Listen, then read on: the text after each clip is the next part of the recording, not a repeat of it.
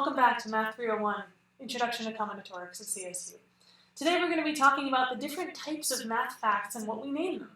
And yes, there are different types. Facts aren't just facts, there's different types of facts. And so we're going to go through the terminology that you're going to need to be able to read the book and follow along with the videos and understand what all this terminology means.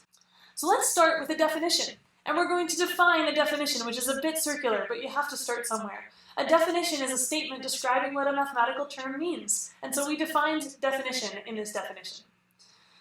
Here's a definition of an example. An example of a mathematical statement is an instance of the general statement for a specific case. So you can give an example of a definition, for instance. So definition, a prime number is a positive integer that has exactly two positive divisors, one in itself. This is the definition of prime number. And this definition is an example of the definition of a definition. A theorem is a mathematical statement that is known to be true. It has at least one known proof. We will get to what a proof is and the rigor of doing mathematical proofs, especially combinatorial proofs, later in this course. But for now, just know that a proof is a sequence of statements that proves that a mathematical fact has to be correct, no matter what. And it's difficult to do mathematical proofs, and they have to be checked. But here's an example of a theorem that I think we can all agree on. Any prime number greater than 2 is odd. So if you have a prime number after 2, the next few prime numbers are 3, 5, 7, 11. They're all odd after 2, and the reason is if it's not odd, it'll be divisible by 2, and then it won't be prime anymore. So that's an example of a theorem because we can prove it. It's true because of the definitions of prime number and divisible by 2 and the definition of odd. But usually it would actually be called a proposition. Sometimes theorems are called propositions in a text if they're not really the main point of the text. And this is subjective depending on what you're talking about. So as you're reading the book, some statements are going to be called theorems and some will be called propositions, but it just depends what I want your focus to be on. So the theorems are like the big results that we want to focus on in that chapter.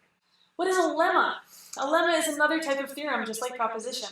But it's a technical theorem that is used to prove more important theorems. So a lemma is like a tool in your toolbox that, yes, you had to make the tool at some point, but now you can use it to prove all kinds of different things. So for an example, to prove the previous theorem, you might want the lemma to be any even number is divisible by 2.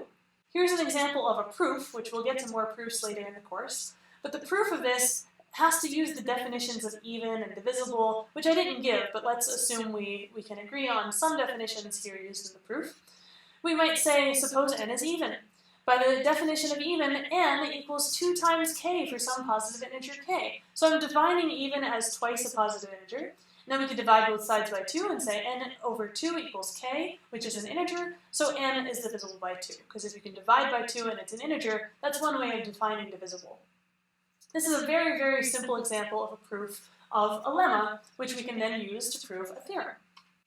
Now, what is a corollary? A corollary comes after the theorem and the proof. A corollary is a fact that follows immediately from a theorem that was just stated. For instance, we just had the theorem that any prime number greater than 2 is odd, and a corollary would be that the sum of any two prime numbers greater than 2 is even, because an odd plus an odd is an even. So that's an example of a corollary. It's a statement that follows immediately from whatever theorem you just proved, with maybe 1 or 2 lines of proof at most. Now, what is a conjecture?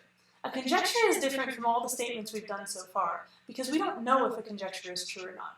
A conjecture is a mathematical statement that is thought to be true, but is not yet known whether it's true or false, because it does not yet have a known proof or a counterexample.